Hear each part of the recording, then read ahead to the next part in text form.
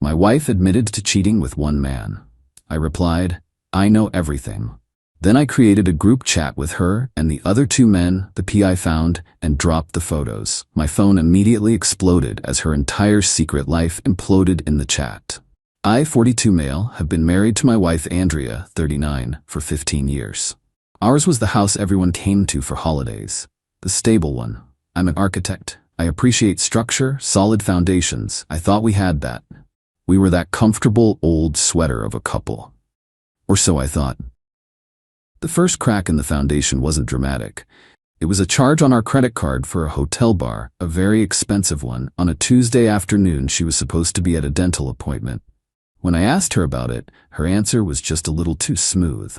A last-minute client meeting. She'd forgotten to tell me. It was the way she didn't meet my eyes. It was a tell. I've learned all her tells. I'm not the type to get hysterical. I don't shout. My work is about seeing the whole picture before the first brick is laid. So I decided to get the whole picture.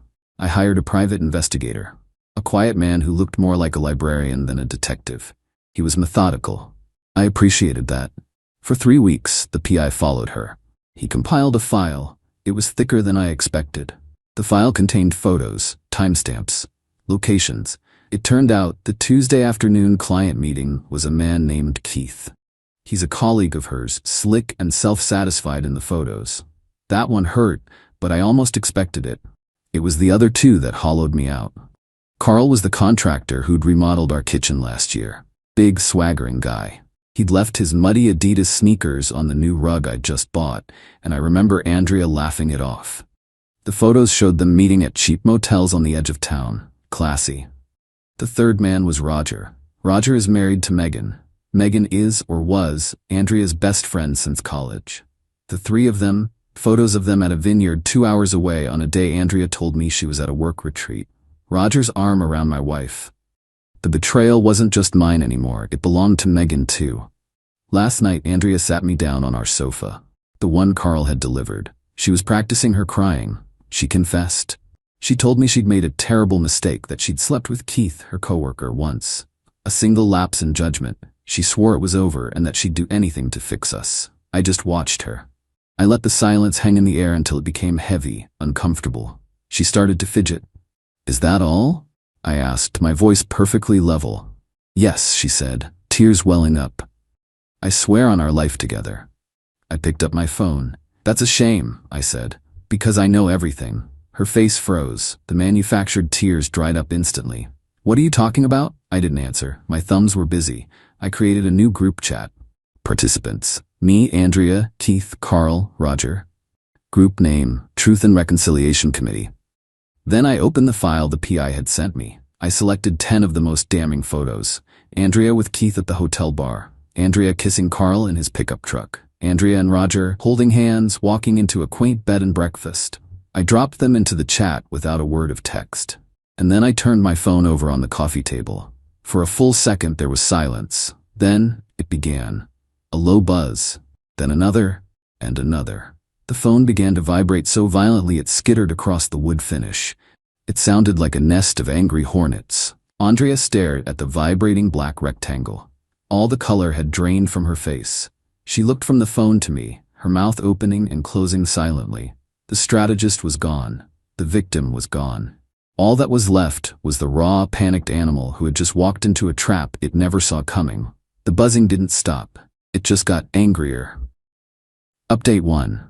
It's been a little over 24 hours. I'm not in the house. I'm in a sterile, temporary corporate apartment I secured last week. It smells like paint and cheap air freshener, but it's quiet. The phone. God, the phone. After I dropped the photos, I let it vibrate on the table for about 30 seconds. It felt like an eternity. Andrea was paralyzed. Finally, she lunged for it, but I was faster. I picked it up. The screen was a waterfall of notifications. Carl, who the hell is this? Andrea, what is this? Keith, this is not what it looks like. This is a misunderstanding. Is that my truck? Who took that picture? I think we should talk about this privately. Who the hell are Keith and Roger? Roger, predictably, was silent. The most terrified one. Andrea tried to grab the phone from my hand, her voice a low hiss. Give it to me, Jeremy. Give it to me right now. No, I said calmly. I held up the phone so she could see the screen as a new message from Carl popped up. Andrea, answer your damn phone. Who are these other guys? I looked at her. You swore on our life together, Andrea. Which one? The one with teeth? Or the one with Carl? Or the one with Roger? She sank onto the rug, the one he'd dirtied. All the fight went out of her. She just whispered, how? The private investigator, I said. He sends his regards. I walked upstairs, my pre-packed suitcase waiting in the closet. As I came down, she was on her own phone, frantically typing. I heard her half-sobbing, half-furious voice. It's Jeremy. He knows. I don't know how he knows. I paused at the door. I've already spoken to my lawyer, Andrea. She'll be in touch. She advises you not to remove anything from the house. It's my premarital property, and thankfully, I've always been meticulous about keeping my inherited assets separate. That foundation is mine, and I can prove it. I left her there, sitting in the middle of the chaos she had built. The rest of the night was a blur of logistics. I forwarded the PI's file to my lawyer.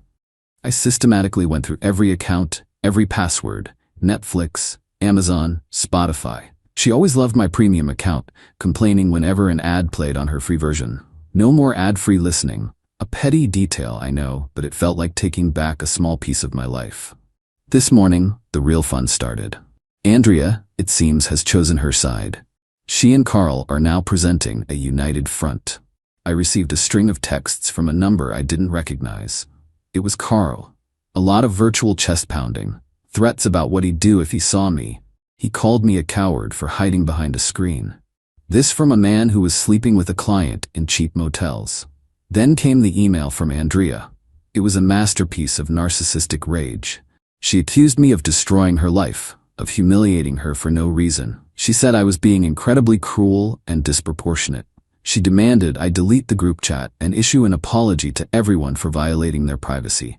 She ended it with, after all we've been through, I can't believe you would throw it all away over a few small mistakes. A few small mistakes. 3 men. Years of lies. A notification from my bank popped up an hour ago. A $5,000 transfer from our joint savings to her personal account. My lawyer was prepared for that. She's already filing a motion to freeze the joint assets until the divorce is settled.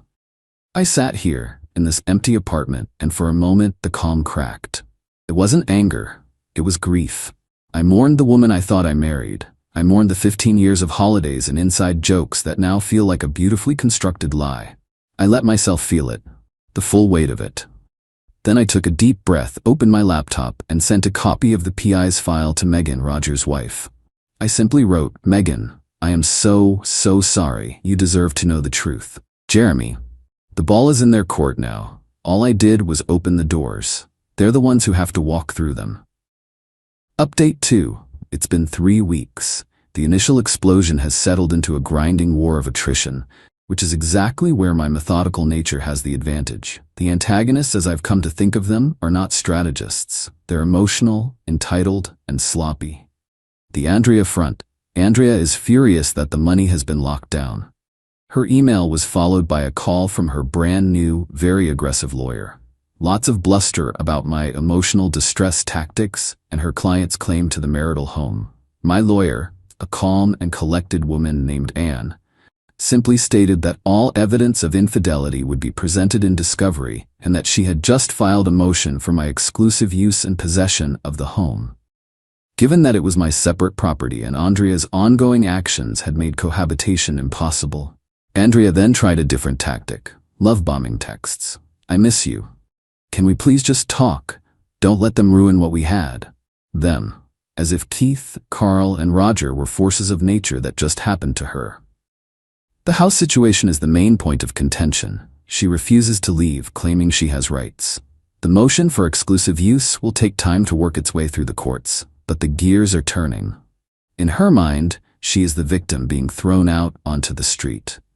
In reality, she's a 39-year-old woman being asked to leave a home that doesn't belong to her after systematically betraying its owner. The Carl front. This is where things get interesting. A few days after the big reveal, I was going through old receipts for our kitchen renovation. Then I remembered my watch, a vintage Omega my father left me. It went missing during the final week of the renovation. Andrea had helped me look for it everywhere. I filed a police report for theft. I listed Carl as the only person with unsupervised access to the house during that period. It's a long shot, but it creates a paper trail. The more concrete action was regarding his invoice. I've now had Anne send Carl a formal demand letter. We are suing him in small claims court for billing fraud to the tune of $4,200. The PI file, with photos of him and Andrea meeting during hours he billed me for, is Exhibit A. It's not just an accusation, it's documented, time-stamped proof that he was stealing time and money from me while sleeping with my wife. The case is filed. He's been served. The Keith and Roger fronts. Keith has gone completely silent. A friend at Andrea's company told me he's been keeping his head down. He's trying to save his job. He was a symptom, not the disease. Roger, however, is a different story. The email I sent to his wife, Megan, had the intended effect. Megan called me. It was a heartbreaking conversation. She had her own suspicions for months, but my email was the undeniable proof. She confronted Roger, who, like Andrea, tried to minimize it. But the photos didn't lie. This is where the social consequences have been brutal. Megan is a pillar of their community. She quietly told a few close friends what happened. The news spread. Roger and Andrea are now pariahs. Roger, I've heard, has temporarily moved out. Megan has hired the most ruthless divorce attorney in the city. The antagonists are turning on each other. Megan told me that Roger admitted Andrea pursued him relentlessly.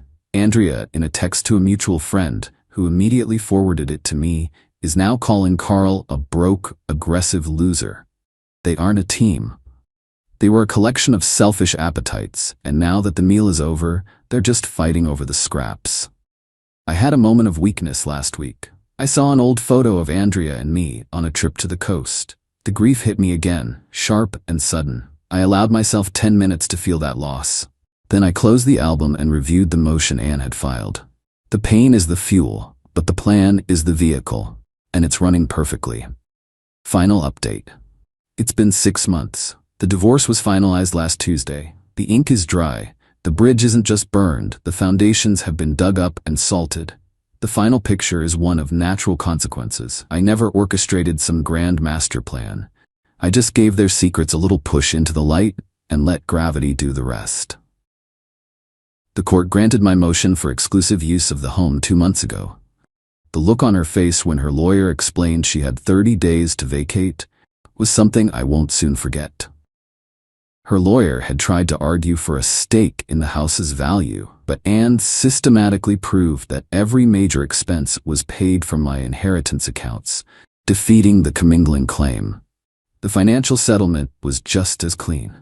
During discovery, we subpoenaed her credit card records. It turns out she had a supplementary card on one of my old personal accounts that she'd told me was lost years ago. She had used it to pay for the hotel with Keith and several expensive dinners with Roger.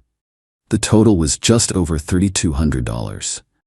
That amount was deducted directly from her share of the joint savings. There was no argument. The receipts were right there. She's living with Carl in a cramped apartment across town.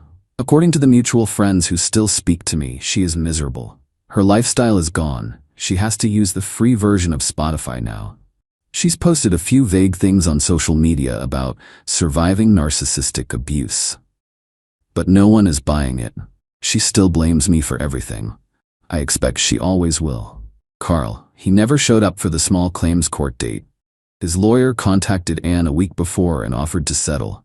He paid back the full $4,200 plus my legal filing fees, on the condition that the PI report not be made public record in a court proceeding. He was terrified of the photos getting out.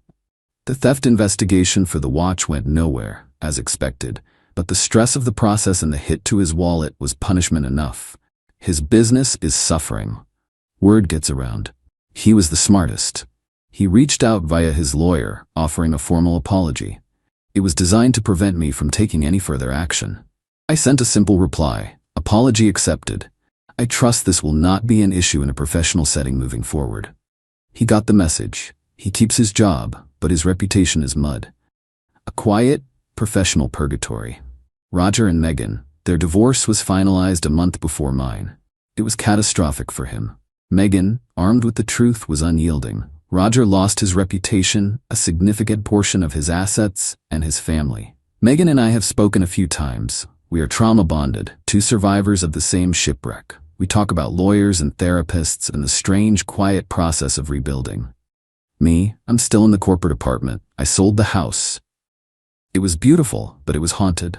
I'm designing a new, smaller place for myself, something with clean lines, a lot of light, and a very, very solid foundation. The anger is gone. The grief has faded to a dull ache.